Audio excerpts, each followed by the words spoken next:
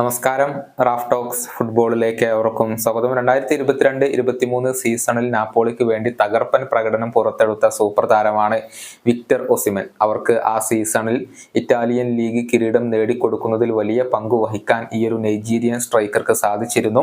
കഴിഞ്ഞ സീസണിലും മോശമല്ലാത്ത രൂപത്തിൽ ഒസിമെൻ കളിച്ചിട്ടുണ്ട് എന്നുള്ളതാണ്. 15 ഗോളുകളും 3 അസിസ്റ്റുകളുമായിരുന്നു കഴിഞ്ഞ സീസണിൽ ഇറ്റാലിയൻ ലീഗിൽ അദ്ദേഹം സ്വന്തമാക്കിയിരുന്നത്. പക്ഷേ താരം ഇപ്പോൾ നാപ്പോളിയിൽ തുടരാൻ ആഗ്രഹിക്കുന്നില്ല. മറ്റേതെങ്കിലും ക്ലബിലേക്ക് പോകാനാണ് അദ്ദേഹം ആഗ്രഹിക്കുന്നത്. എന്നാൽ അങ്ങനെയൊന്നും ഒസിമെനെ കൈവിടാൻ ഇപ്പോൾ നാപ്പോളി തയ്യാറല്ല എന്നുള്ളതാണ്. താരത്തിന്റെ റിലീസ് ക്ലോസ് ആയ 110 മില്യൺ പൗണ്ട് ലഭിക്കാതെ താരത്തെ കൈവിടില്ല എന്ന നിലപാടാണ് നാപ്പോളി ഇപ്പോൾ കൈക്കൊണ്ടിട്ടുള്ളത്. അതുകൊണ്ട് തന്നെ കാര്യങ്ങൾ സങ്കീർണമായ രീതിയിലാണ് ഇപ്പോൾ നിലകൊള്ളുന്നത്. അതിനിടെ നാപ്പോളിയുടെ പരിശീലകനായ അന്റോണിയോ കോണ്ടെ ഈ ഒരു താരത്തെ സ്ക്വാഡിൽ നിന്നും ഒഴിവാക്കിയിട്ടുണ്ട്. ഇഗ്നേഷ്യക്കെതിരെയുള്ള സൗഹൃദ മത്സരത്തിൽ എതിരില്ലാത്ത 4 ഗോളുകൾക്കായിരുന്നു നാപ്പോളി വിജയിച്ചിരുന്നത്. ആ മത്സരത്തിന്റെ സ്ക്വാഡിൽ പോലും ഈ ഒരു താരത്തെ ഉൾപ്പെടുത്താൻ കോണ്ടെ തയ്യാറായിരുന്നില്ല. ഇവിടെ കാര്യങ്ങൾ വളരെ വ്യക്തമാണ്. ക്ലബ്ബ് വിടാൻ ഒസിമെൻ ആഗ്രഹിക്കുന്നുണ്ട്. താരത്തിനെ സ്വന്തമാക്കാൻ വേണ്ടി ഫ്രഞ്ച് വമ്പന്മാരായ PSG ഇപ്പോൾ വലിയ രൂപത്തിൽ ശ്രമങ്ങൾ നടത്തുന്നുണ്ട്. കാരണം കിലിയൻ എംബപ്പയുടെ സ്ഥാനത്തേക്ക് ഒരു താരത്തെ അവർക്ക് ആവശ്യമുണ്ട്.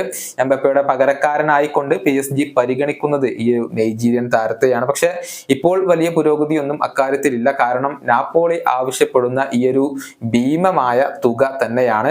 അതേസമയം ഒസിമെനെ ഒഴിവാക്കി ലുക്കാക്കുവിനെ കൊണ്ടുവരാനാണ് നാപ്പോളിയുടെ പരിശീലകനായ അന്റോണിയോ കോണ്ടെ ഇപ്പോൾ ആഗ്രഹിക്കുന്നത്. നേരത്തെ കോന്റെക്ക് കീഴിൽ കളിച്ചിട്ടുള്ള താരമാണ് റൊമേലു ലുക്കാക്കു.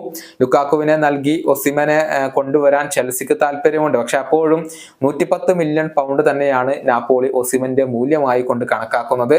ലുക്കാക്കുവിന് പുറമെ ബാക്കി തുകയും നൽകാൻ ചെൽസി ഒരുക്കമല്ല എന്നുള്ളതാണ്. ഈ ഒരു വിലയുടെ കാര്യത്തിൽ നാപ്പോളി അഡ്ജസ്റ്റ്മെന്റുകൾ വരുത്തിയിട്ടില്ലെങ്കിൽ കാര്യങ്ങൾ കൂടുതൽ സങ്കീർണമാകും എന്നതാണ്. പക്ഷെ ഈ സമ്മറിൽ മറ്റേതെങ്കിലും ക്ലബിലേക്ക് പോകണം എന്നുള്ള ഒരു വാശിയിലാണ് ഒസിമെൻ ഉള്ളത്.